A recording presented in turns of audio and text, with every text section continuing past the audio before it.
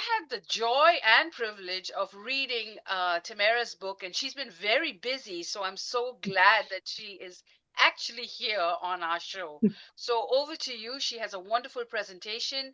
If you want to research your ancestry, get to know where you're from, she is the go-to. So over to you. Thank you so much for that lovely introduction, Elizabeth. And so before I get started with about telling my story, I wanted to ask a few questions to you all about your stories. And you don't have to answer. If you want to answer, you can raise your hand if you know the answer to it.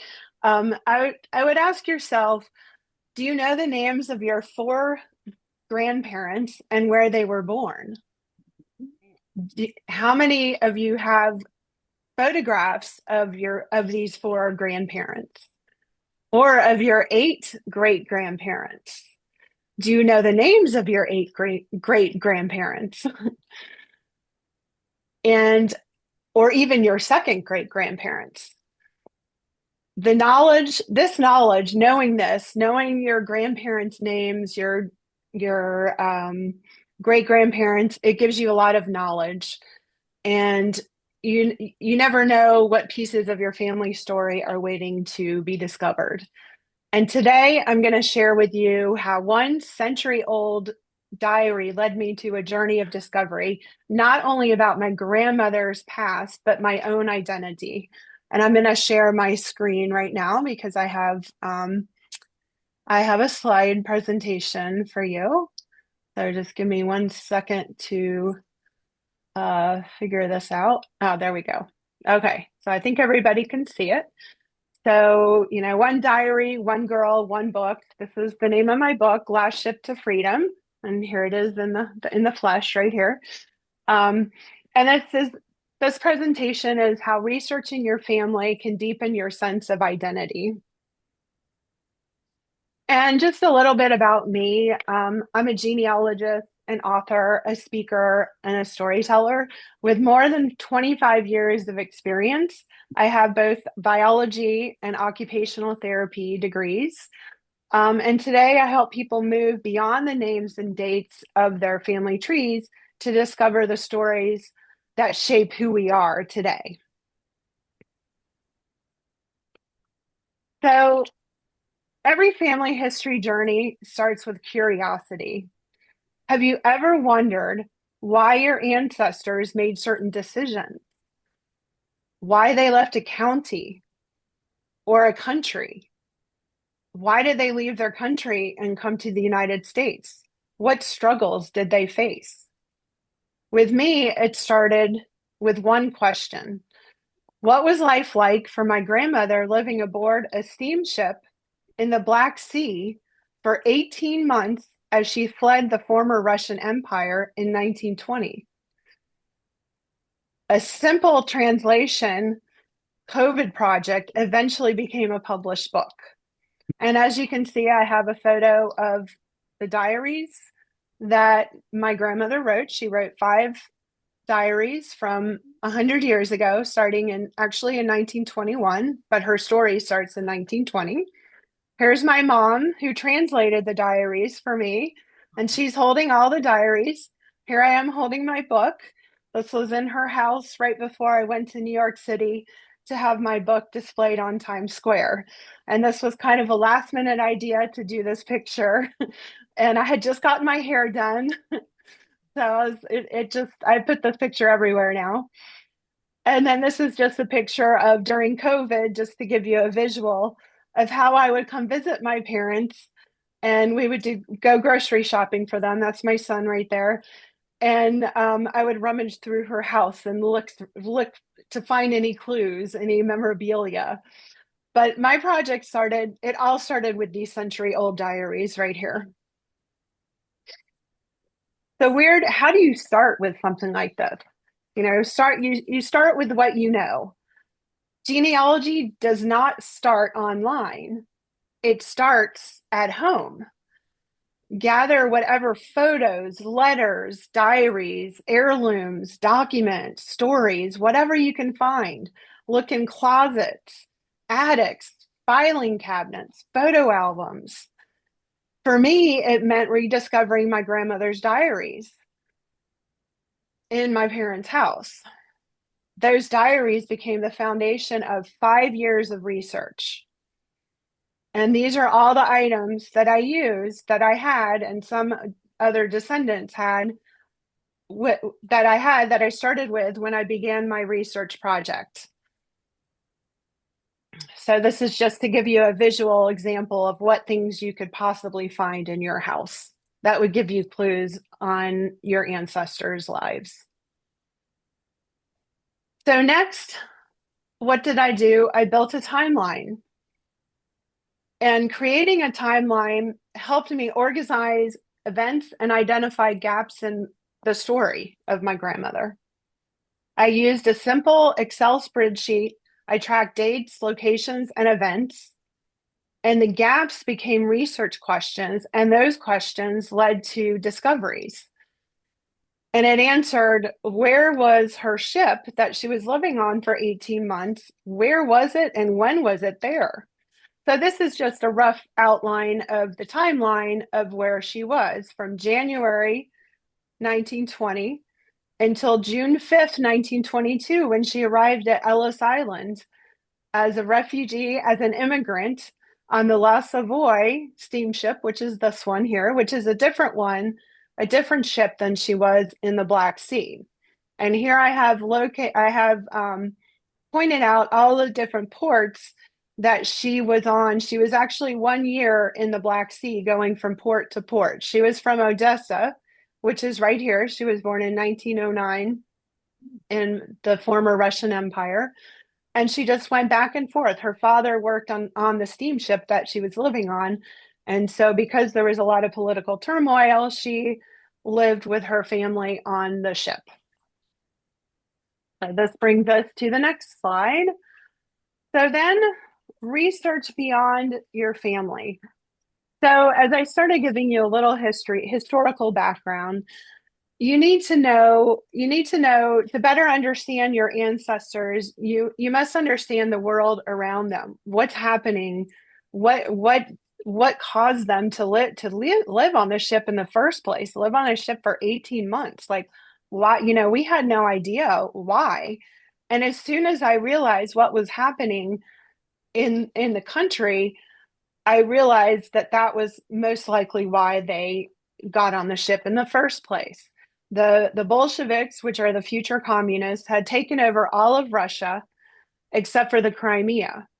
And so the Crimea was where the White Army was trying to fight them off, and they realized that they could not fight them. So they organized a big evacuation. And a single clue, as an example, can open up a whole entire world of research. For instance, I found a small piece of paper that my grandmother wrote on like years later, writing down, and it confirmed that she and her family were aboard one of the 40 ships evacuating the one port, Sevastopol, on the Crimea on November 14th, 1920. So, having that knowledge, I of course went to the internet to look and see what happened on November 14th, 1920, and realized that 150,000 refugees left Russia on that very date out of 5 different ports. And I think there were about 126 ships, and people got on ships, anything that floated, they tried to escape. And this photo here is an example of how crowded the ports were, of people trying to leave. This is General Wrangel, who was in charge of organizing the evacuation. Here's the Romanov family that the Bolsheviks had taken over from. And just, you need to know your history of what's happening. And that's a very important part of understanding your ancestors and what they went through. And then next, you have to find the story behind all those names and dates and places that you have on your tree. Family history is more than names, dates, and places. And look for choices your ancestor made, the struggles they experienced, relationships with family and others they had in contact with. What experiences made them resilient and motivated to keep going? And hope. Did they have hope? Through Lydia is my grandmother's name. Through Lydia's diaries, I learned what mattered most to her and how she experienced life as a young refugee. She was only 11 years old when she wrote her diaries. And these are some pictures taken from the steamship. She's right here, the tallest girl there. And this was her best little friend on the ship. And I think this is before a wedding. She wrote about being in a wedding on shore, and these are a bunch of the children that she played with every day on the ship. And then these are some of the workers, the crew members on the ship. So I'm very lucky to have these photos that survived over 100 years. What I learned about myself, researching your family history is so important because in researching my grandmother's story in particular, it really changed me. I often say that I know my grandmother better now than I did when she was alive because of this project. And as a result, I feel more connected with her, now. And she passed in 2003 at the age of 92. And sadly, I never asked her any questions about this experience. But luckily, she left behind these diaries, so I got to learn about her life and what she was thinking as a young refugee girl. I learned about resilience, courage, perseverance, and I also connected with descendants of other families from the ship, realizing that the story belonged to many families, not just to my own, because I had intended to just keep the story to myself and pass it on to my children and their children as a legacy. But once I met descendants of her friend Zhenya, these are all the descendants, and we're at New York Times Square, and there's my book on the billboard. And then I made banners of photos of the children on the ship. So the descendants are holding their relatives in Times Square, which is such a cool experience. And this is my family now, even though we're not blood related, because our grandmothers experienced such a traumatic life experience. I felt connected with them and they with me. So it really, you just never know where family history will take you and what you can learn about yourself. I was very surprised at what a transformational journey it was for me, just trying to learn about my grandmother's story. And some takeaway tips. I want you all to leave today with some tips on how to start your research with your family history. How do you start it? Where do you even begin? It's a very overwhelming question. I say start with, ask yourself questions. What family heirloom do you own that you've never explored? Like a diary, maybe you have, letters, documents, any kind of memorabilia around your house or your relatives, anything. What story has been told repeatedly in your family? And who is the oldest relative you can review or you can interview? That's like my top tip is to talk to the oldest person in your family and get their story. And you'll be surprised to know what you could learn from that person. It's just such a valuable tool to use when you're researching your family history. And then, as I said before, what historical events, were happening around the time of the ancestor that you're researching. That can give you many, many clues as to their struggle or resilience or whatever. And family history isn't really just about the past, it's about understanding who you are, who we are today. And that is all. So thank you so much for letting me have the stage today. Uh, well, thank you, Tamara. Thank you for that. That was really quite incredible. I mean, your grandmother was a great record keeper. I mean, she Yes, had incredible records.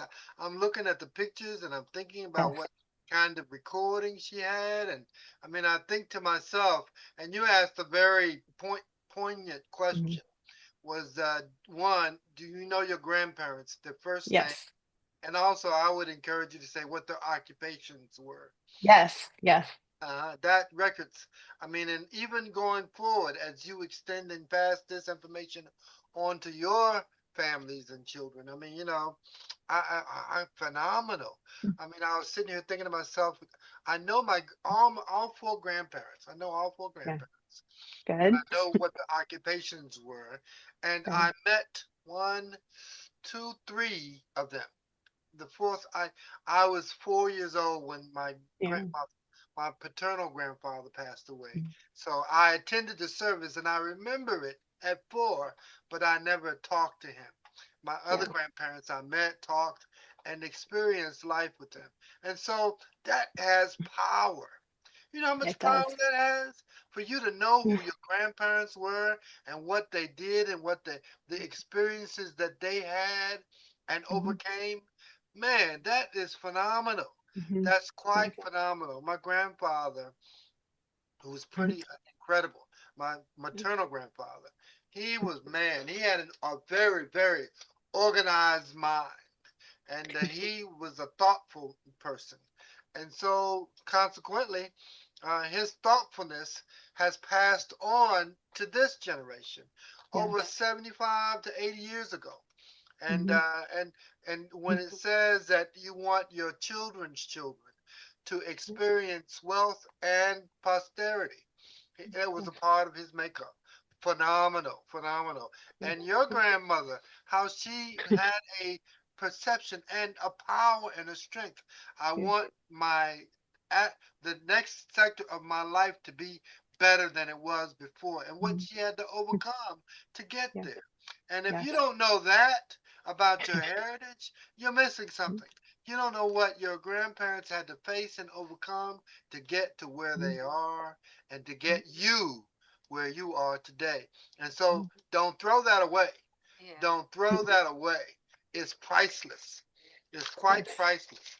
And and the prices that they paid for us, Mhm. can be the fathom and the foundation for your extensive posterity today. So Mhm. I commend you for this book. I encourage those who will to buy it and purchase it. And also, once you buy, read it and experience it, Mhm. that you write a review. Phenomenal, Tamara. What a great story. Hey, let's be in touch because this could become a great and incredible movie. Yeah. I mean, Yeah.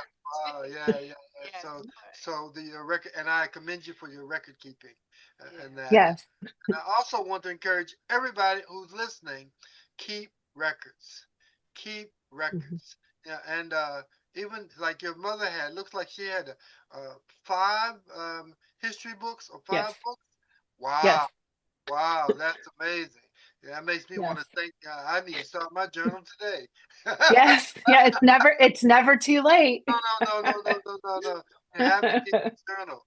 I mean, because people, I mean, as you put the question that was so amazing, and they went to Yeah. move on, but there were Yeah. questions that your Hmm. grandparents had to answer, and that Yes. you might not understand why they did the things they did against the Right. issues that they faced. Me and Claire, we're doing that now for some of her family, Mhm. All right. and it's Yeah. quite amazing. But Okay. Well, so thank you. You can stop sharing your slides now. That was a Okay. fantastic presentation. Oh my gosh.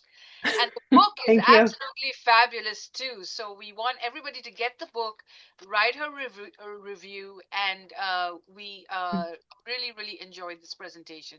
Thank you, thank you, thank you. All right. Thank you.